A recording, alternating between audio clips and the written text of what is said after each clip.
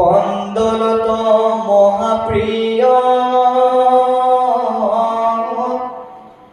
হবে দুষ্ট দৈত্য স্বয়ং নানা পুৰ গ্ৰামে প্ৰবেশিলা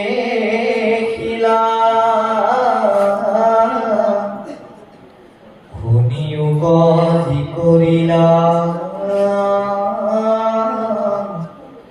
কহু মই যুধিষ্ঠিৰ পৰমনি দয় পাপ শিল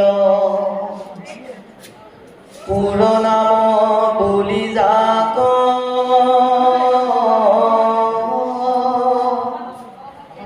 কহু মই শুনা তাক হাত স্বয়ং থাকয় যথাত নবুলয় পুৰতাক হাত নাহি কয় জাত গ্ৰাম বুলি জানিবা প্ৰখ্যাত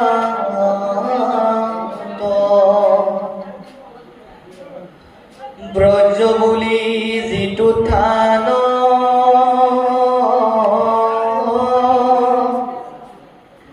কহু মই বিদ্যমান গৰু হব থাকয় যথাত উদ্যান কৃত্ৰিম বন ক্ষেত্ৰ বুলি সেইটো থান অকৃত্ৰিম আৰাম সাক্ষাৎ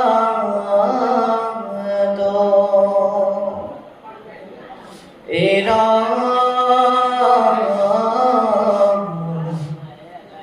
ঋষি সমস্তৰ থান আশ্ৰম বুলিয় তাক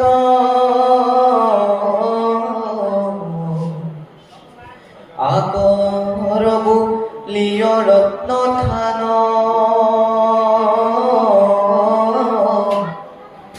কৃষকৰ থান স্বয়ং শ্বেত নাম বুলিবয় শুনা যদি স্থিৰ সৰ্বজান পৰ্বতৰ ওচৰত আছে গ্ৰাম নানামত সৰ্বতক কহয় তাৰ নাম গোৱাল যথাৰ্থ যথাত থাকে ঘোষ বুলি ডাকে তাকে আনু নানা থান অনুপাম এতিয়া দৈত্যেশ্বৰ হিৰণ্যকশিপুৰৰ আজ্ঞা পোৱাৰ লগে লগে কিৰিলি পাৰি আনন্দ মনেৰে দৈত্যসকলে হিৰণ্যকশিপুৰে দিয়া নিৰ্দেশনাতকৈ বেছিকৈ তেওঁলোকে য'তে ত'তে গাঁও নগৰ য'তে যি পায় তাতেই মহাভক্তসকলক নিৰীহসকলকো এতিয়া মাৰিবৰ কাৰণে তেওঁলোকে প্ৰযত্ন কৰি গৈ আছে। অৰ্থাৎ দৈত্যসকলৰ বাহিৰে বাকী সমস্তকে তেওঁলোকে শত্ৰু জ্ঞান কৰিবলৈ আৰম্ভ কৰিলে। এতিয়া ক'ত ক'ত তেওঁলোকে গৈছে, এতিয়া ভাগৱতে কৈছে যে কন্দলত মহাপ্ৰিয় সবে দুষ্ট দৈত্যচয় নানাপুৰ গ্ৰামে প্ৰৱেশিলা শুনিও যি কৰিল কহু মই যুধিষ্ঠিৰ পৰম নিৰ্দয় পাপশীল। নিৰ্দোষীজনৰ ওপৰত যেতিয়া অত্যাচাৰ কৰিব জানিব লাগিব পাপ আৰম্ভ হৈ গ'ল। তেওঁলোকৰ পাপৰ বোজা বাঢ়িবলৈ আৰম্ভ কৰিলে।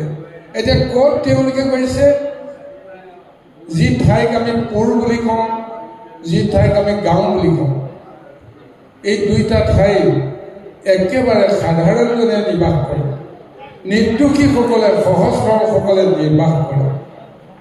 এতিয়া পুৰ শব্দটোৰ অৰ্থ ভাগৱতত দিছে, অতি সুন্দৰভাৱে দিছে।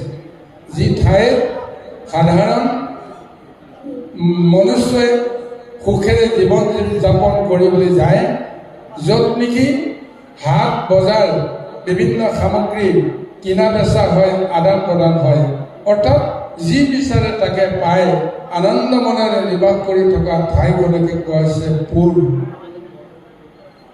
আমাৰ গাঁওখনৰ নাম মানিপুৰ, হয়নে নহয়? ঠিক তেনেকৈ কোনোবাতো পুৰ নামৰ বহুত ঠাই আছে, হয়নে? হস্তিনাপুৰ, সহজতে আমি এটা নাম আমি ভাগৱতত আনিছোঁ। ঠিক তেনেকৈ মধুপুৰ, এইবিলাকৰ যিটো ঠাইৰ যিটো মহা বৰ্ণনা। আৰু গাঁও বুলি কাক কয়? সাধাৰণভাৱে বসবাস কৰি থাকে, কিন্তু য'ত হাট বজাৰ নাই, দূৰৰ পৰা সামগ্ৰীবিলাক আনিব লগা হয়, নিত্য প্ৰয়োজনীয় সামগ্ৰীবিলাক। তেতিয়াহ'লে য'ত গাঁও আৰু পুৰ এনেকুৱা ঠাইত যিসকল নিবাস কৰে, কিমান সহজ সৰল হ'ব লাগিব, কিমান শান্তিপ্ৰিয় হ'ব লাগিব।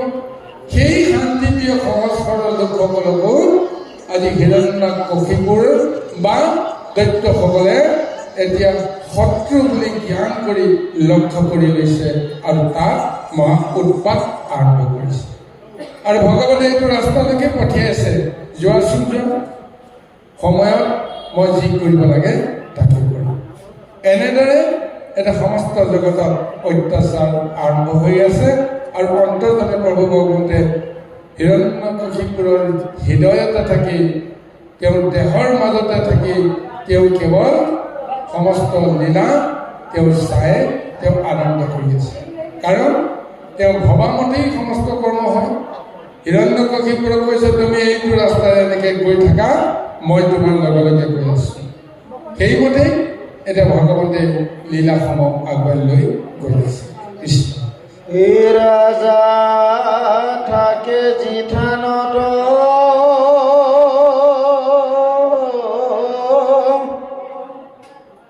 পত্ৰ নবুলয় তাকো,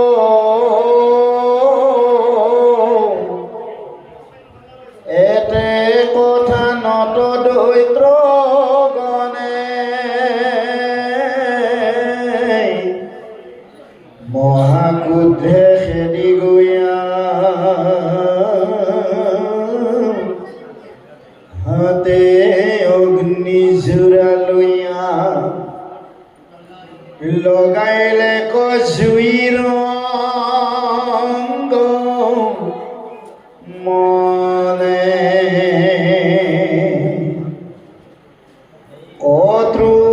কতৃ দৈত্ৰ গণে,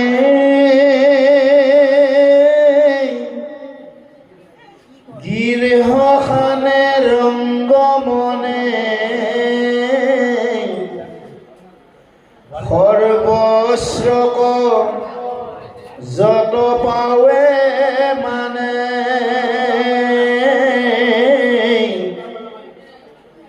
যত পাৰে মানে আনে, আনিবে নপাৰি তাৱে, দাম কৰি পুৰে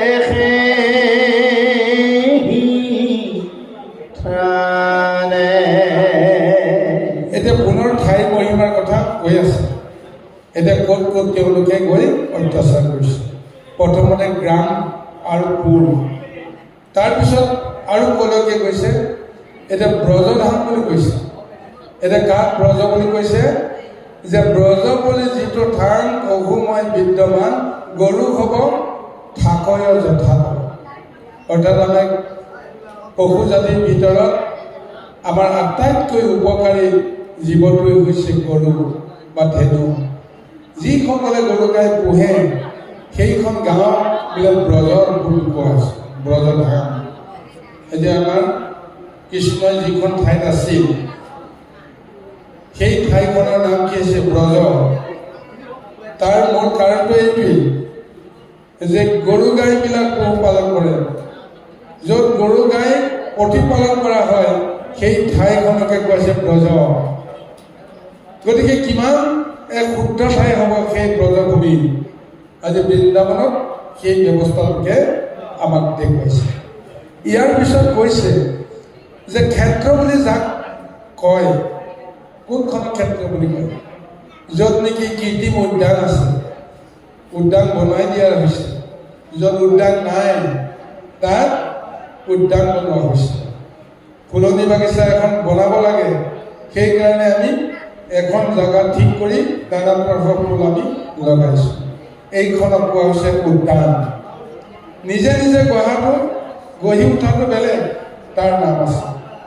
কিন্তু কৃত্ৰিমভাৱে যদি আমি বনাই তাত যদি আমি আৰাম কৰিবৰ কাৰণে, আনন্দ কৰিবৰ কাৰণে আমি যদি আশ্ৰয় লওঁ, সেই ঠাইখনক কোৱা হৈছে উদ্যান। আৰু কৈছে ঋষি সমস্তৰ থান আশ্ৰমক বোলে তাক আকৰ বোলেও ৰত্ন ধান। যি সমস্ত ঠাইত ঋষিমুনিসকলে তপ কৰে, যজ্ঞ কৰে, ঈশ্বৰৰ ধ্যান কৰে, সেই থানক কোৱা কয় আশ্ৰম। আৰু লগতে কৈছে যাক আকৰ বুলি কৈছে, য'ত নেকি ৰত্ন অলংকাৰ মহামাণিকসমূহ থোপ খাই আছে, একত্ৰিত হৈ আছে, এই ঠাইখনক কোৱা হৈছে আকৰ। আৰু লগতে কৈছে কৃষকৰ ধানচয় ক্ষেত নামক বলিয় শুনা যুধিষ্ঠিৰ সৰ্বজন। যেতিয়া খেতিয়কে যেতিয়া আমাৰ শস্য কৰিব, সেই শস্য কৰা ঠাই টুকুৰাক কোৱা হৈছে খেতি বা খত পথাৰখনৰ কথা কোৱা হৈছে, য'ত নেকি আমি সদায় কৃষি কাৰ্য কৰোঁ। আৰু লগতে কৈছে পৰ্বতৰ ওপৰত আছে গ্ৰাম নানামত সৰ্বতক হয় তাৰ নাম। পৰ্বতৰ ওপৰত যদি এখন গাঁও থাকে, এখন মনোমোহা আশ্ৰয়স্থল থাকে, তেতিয়া সেই ঠাইখনক কোৱা হৈছে সৰ্বত। পৰ্বতৰ ওপৰত থকা গাঁওখনৰ নাম সৰ্বত। ঠিক তেনেদৰে এই সমস্ত ঠাইৰ নাম এতিয়া উল্লেখ কৰি এতিয়া যুধিষ্ঠিৰৰ আগত নামে কৰিছে। যিমানবিলাক এই ভূমিবিলাকৰ উল্লেখ, থানবিলাকৰ নাম উল্লেখ কৰি প্ৰত্যেকেইবিলাক পুণ্যভূমি, সহজ সৰল লোকৰ মহা আশ্ৰয়স্থল। এইবিলাকত যদি কোনোবা অপশক্তি গৈ প্ৰৱেশ কৰে, তেতিয়াহ'লে ঈশ্বৰৰ দুখত পৰিব লাগে। নিৰ্দোষীজনৰ অন্তৰত যদি কোনোবাই মহা যন্ত্ৰণা দিব লগা হৈ যায়, তেতিয়াহ'লে ঈশ্বৰৰ ৰোষত পৰিব লাগিব। গতিকে আজি এনেকুৱা এটা অৱস্থালৈকে হিৰণ্যকশিপুৰক বা দৈত্যসকলক লৈ গৈ আছে। এই নিৰ্দোষী লোকসকলক আজি দৈত্য দানৱে অসুৰে এনেদৰে বিষ্ণুক বধ কৰাৰ কাৰণতে বা বিষ্ণুক বৈৰী ভাৱনা লোৱাৰ কাৰণতে আজি তেওঁলোকে নিৰ্বিচাৰে এই মহা অত্যাচাৰ আৰম্ভ কৰি গৈ আছে। কৃষ্ণ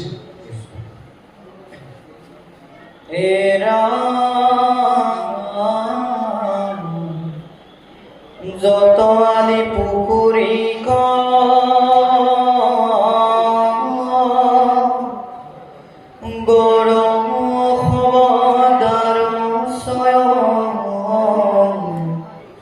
হবে ভাঙি লণ্ড ভঙ্গ কৈল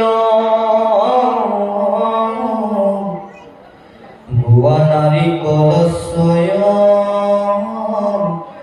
জীবিকাৰ বিখজত কাটি কাটি দাম কৰি থৈল। এই মতে সমস্তকে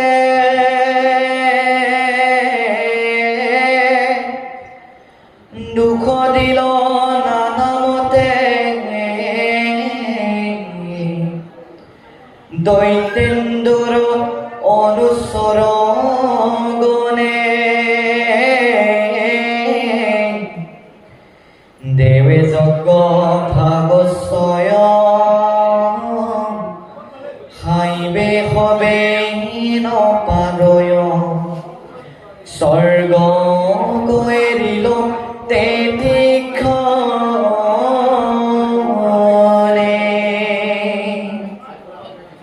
অলক্ষিত ৰূপ ধৰি পৃথিৱীত ভ্ৰমে সবে সুধাই মৰয় দেৱগণ বেদৰ বিহিত কৰ্ম আৰু যত আছে ধৰ্ম কহ লোকে কৰিলে উচ্চন্ন হিৰণ্যকশিপু বীৰ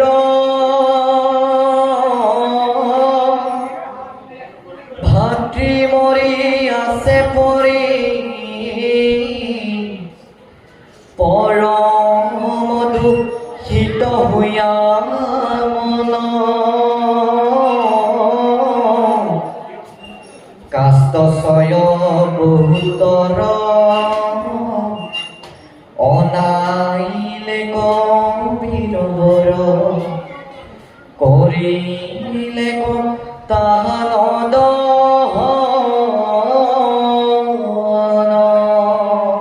এতিয়া অপৰাধৰ যি এটা মাত্ৰা বাঢ়ি গৈ আছে প্ৰথমতে বিষ্ণু ভক্তসকলকে তেওঁ মাৰিবৰ কাৰণে আজ্ঞা দিছিল দৈত্যসকলে খেতিকে কৰিছিল কিন্তু তেওঁলোকক বিচাৰি গৈ তেওঁলোকক মাৰাৰ চলেৰে এতিয়া আৰু মহাপাপ আৰম্ভ কৰি দিলে যে কেনেকৈ ঘৰ দুৱাৰ গছ বিৰি সমস্তবিলাক কাটি কুটি লণ্ডভণ্ড কৰি দিছে নিৰীহ জীৱক এই বৃক্ষবোৰক এতিয়া বধ কৰা বা অত্যাচাৰ কৰা এইটো এটা অতিৰিক্ত দুখ নহয় যেন বাৰু খঙৰ নামত যেতিয়া নিজকে পাহৰি যায় তেতিয়া নকৰিব লগা কৰ্মখিনি কৰিবলৈ বাধ্য হৈ যায় ক'বই নোৱাৰে সেই খঙৰ ভমকত কোনে কি অন্যায় কৰিব লগা হয় এজন শত্ৰুক বিচাৰি গৈ সেই শত্ৰুৰ লগতে নিৰীহসকলক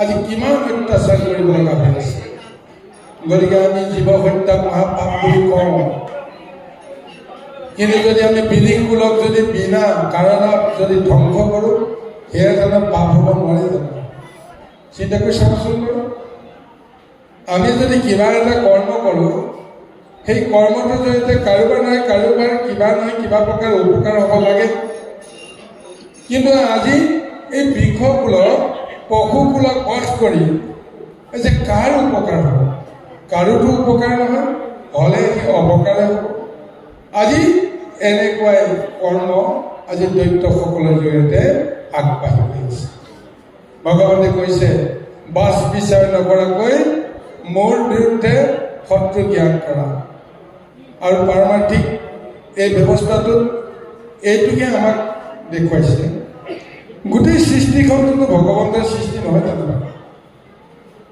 গতিকে যত জীৱ জংগল কীট পতংগ অগণগত জগতে লিখায় সমস্ত জীৱতেই বিষ্ণুৱে এটা ৰূপ লৈ তেওঁ বিৰাজিত হৈছে গতিকে যদি কোনোবাই বিষ্ণু সত্য জ্ঞান কৰিছে তেতিয়াহ'লে অন্য জীৱবিলাকক সত্য জ্ঞান কৰাটো তেনেই সহজ কথা আজি সেইটো অৱস্থালৈকে লৈ গৈ আছে যে তেওঁ বিচলিত হৈ আছে দৈত্যসকলে বিচলিত হৈছে এই মায়াবী বিষ্ণু ক'ত আছে বিচাৰিতো পোৱা নাই তেওঁতো ছদ্মৰূপ লৈ যেনি তেনি এটা ৰূপত থাকিব পাৰে গতিকে গছ বিৰিখত দেখিলেও তাতেই যেন বিষ্ণু আছে তাতেই যেন কৃষ্ণ আছে এনেকুৱা বুদ্ধিভ্ৰম তেওঁলোকৰ হয় গতিকে হতকালে যেতিয়া বুদ্ধিভ্ৰষ্ট হৈ যায় গতিকে আজি আমাৰ ভাগৱতৰ বৰ্ণনাত সেইটোৱে যেন দৈত্যসকলৰ জৰিয়তে কৰা দেখিছে এতিয়া আমি যেন প্ৰত্যেকে দৈত্য নহয় জানো এক প্ৰকাৰ চাবলৈ গ'লে কাৰণে কাৰোবাক যদি হিংসা কৰিছোঁ কাৰোবাক যদি আমি অন্যায় কৰিছোঁ কপটতা যদি আছে কাৰোবাৰ প্ৰতি তেতিয়াহ'লে দৈত্য বুদ্ধিখিনি আমাৰ আছেনে নাই এজনৰ ওপৰত প্ৰতিশোধ ল'বলৈ গৈ আমি কতজনক নিৰীহজনক আমি সেই কপটতাৰ মাজেৰে তেওঁলোককো অন্যায় কৰা নহ'ল জানো?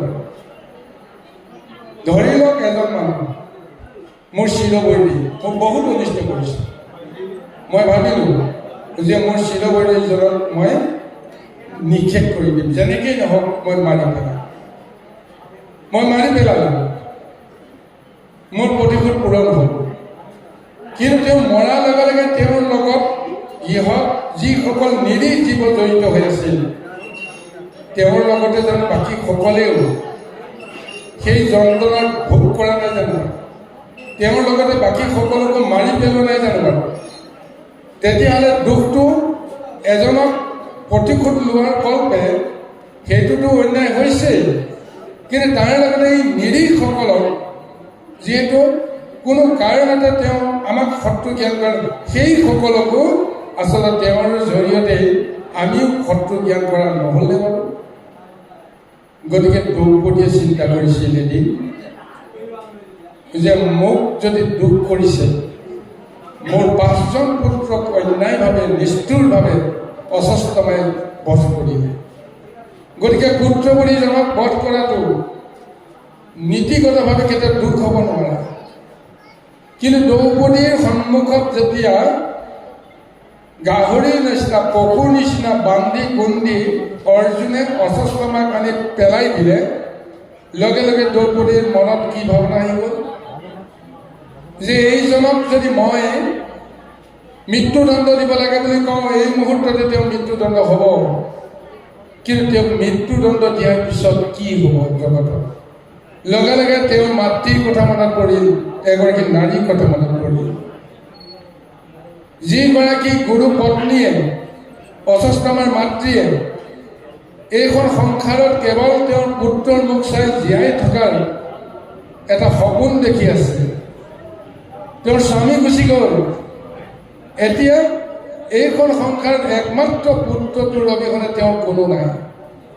এই পুত্ৰজন যিমান অত্যাচাৰী নহওক, যিমান অনাচাৰী নহওক, যিমান পাপিষ্ঠ নহওক, তেওঁক যদি বধ কৰা যায় বা মাৰি পেলোৱা যায়, পুত্ৰ শোকত ম্ৰিয়মান হোৱা নাৰীগৰাকী তেওঁৰ মাতৃ গৌতমী মাতৃয়ে পুত্ৰ শোকতে তেওঁ প্ৰাণ ত্যাগ কৰিব লাগিব। যদি গৌতমী মাতৃয়ে যদি পুত্ৰ শোকত প্ৰাণ ত্যাগ কৰে, তাৰ দুখৰ দোষী কোন হ'ব লাগিব? দ্ৰৌপদীয়ে কৈছে সেই দুখৰ দোষীটো মই হ'ব লাগিব। মই অস্বস্থমাক, মোৰ পুত্ৰবলীজনক মই শাস্তি দিয়াৰ চলেৰে মই নিৰ্দোষী এগৰাকী নাৰীৰ অন্তৰত আঘাত দিয়া, আৰু সেই আঘাতত তেওঁ যদি মৃত্যুবৰণ কৰিব লগা হয়, তেতিয়াহ'লে কিমান অন্যায় হ'ব। গতিকে দ্ৰৌপদীয়ে লগে লগে সিদ্ধান্ত সলাই দিলে, মোৰে যি হৈছে হৈছে, অস্বস্থমাক ক্ষমা কৰি দিব লাগে। আমি এই ধাৰণাটো আমি ল'ব পাৰিব লাগিব। মোৰ যিমান অন্যায় কৰিছে কোনোবাই কৰক, মই প্ৰতিশোধৰ জ্বালালৈ তেওঁৰ ওচৰত জপিয়াই পৰিলে মোৰ লাভ হোৱাতকৈ মোৰ লোকচান বেছি হ'ব। মোৰ আজি এগুণ লছ হৈছে, কিন্তু তেওঁৰ ওপৰত প্ৰতিশোধ ল'লে 10 গুণ বাঢ়ি যাব মোৰ দুখ অপৰাধ। তেতিয়া মোক কোনে ৰক্ষা কৰিব? গতিকে সেইকাৰণে যিহেতু সংসাৰত সমস্ত কৰ্ম ঈশ্বৰৰ ইচ্ছামতে হয়, তেতিয়াহ'লে আমি কোনো কাৰণতে সেই দুখ বা এই সংকটৰ সময়ত আমি বিচলিত হোৱাৰ প্ৰয়োজন নাই। আমি নিজকে সুস্থিৰ মনেৰে, আমি দৃঢ়ভাৱে আমি নিজকে কি কৰ্মটো কৰা উচিত আমি ভাবিব লাগিব। মনটো আমাৰ যুধিষ্ঠিৰ হ'ব লাগিব। যুদ্ধটো যিজনে অটল হৈ থাকে, স্থিৰ বুদ্ধিৰে সংকটত কেনেকৈ মই জয় হৈ যাব পাৰিম, আগবাঢ়ি যাব পাৰিম, এই বুদ্ধিটো যিজনে বিচাৰে সময় সাপেক্ষে, সেইজনে যুধিষ্ঠিৰ, সেইজনে যেনেকেই নহওক যুদ্ধ জয় কৰিব পাৰিম। জীৱন যুদ্ধত আমি জয় কৰিবৰ কাৰণে এনেকৈ নিজৰ আত্মবুদ্ধিক আমি এটা শক্তি দিবলৈ যত্ন কৰিব লাগিব।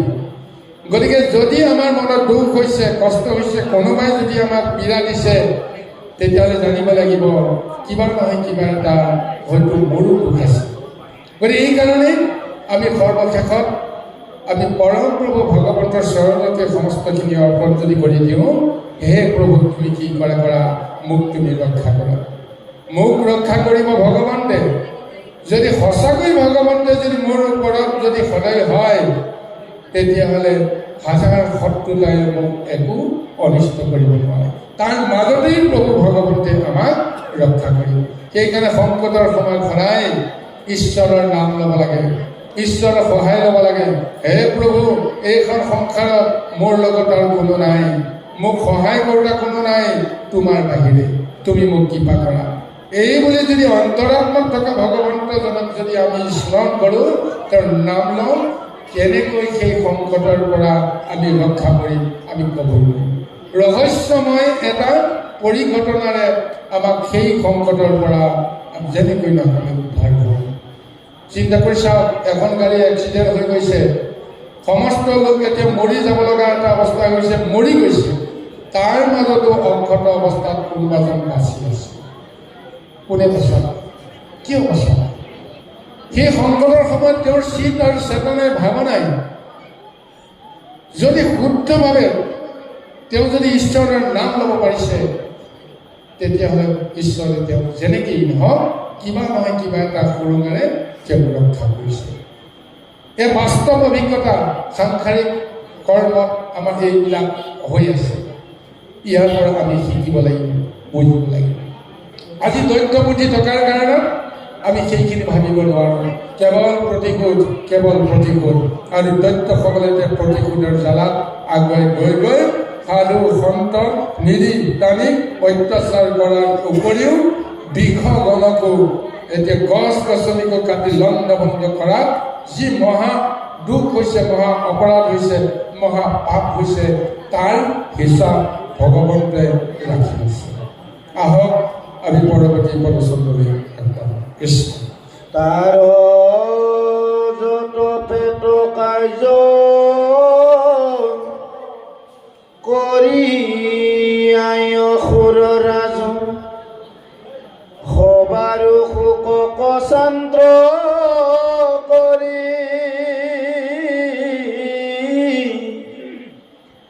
শকুনি সম্বৰ দৃষ্টি পুত্ৰ সন্ত্ৰাস প্ৰণবিক্ৰম নাকান্দ্ৰ পিতৃক মনে কৰি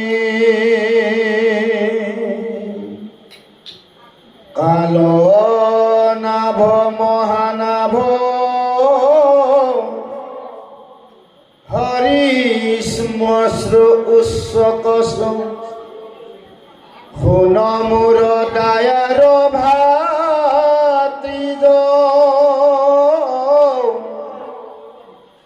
নাকান্দিবি কেহু জন মোৰ বাক্য দিয়া মন নপাইবাতো মাৰ পিতৃ নিজ শুনা সভাসদগণ ভজিওক জনাৰ্দন একথানে সুখ নাহি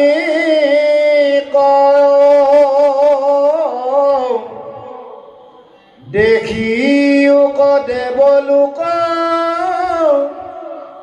তাহম্বাৰ কেন সুখ ক্ষণে ক্ষণে মিল